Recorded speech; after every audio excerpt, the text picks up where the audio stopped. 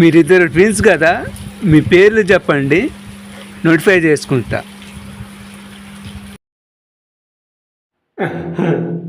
మేము ఇద్దరం కాదు, ముగ్గురం.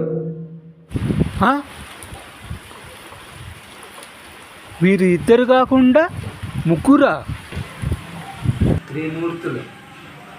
ఇందాక ఒకడు లోపలికి వచ్చిండు, ఒకడు బయటికి వెళ్ళిండు. వాళ్ళు ట్విన్స్. మీలాగా ఇంకొకడు ఉన్నాడా?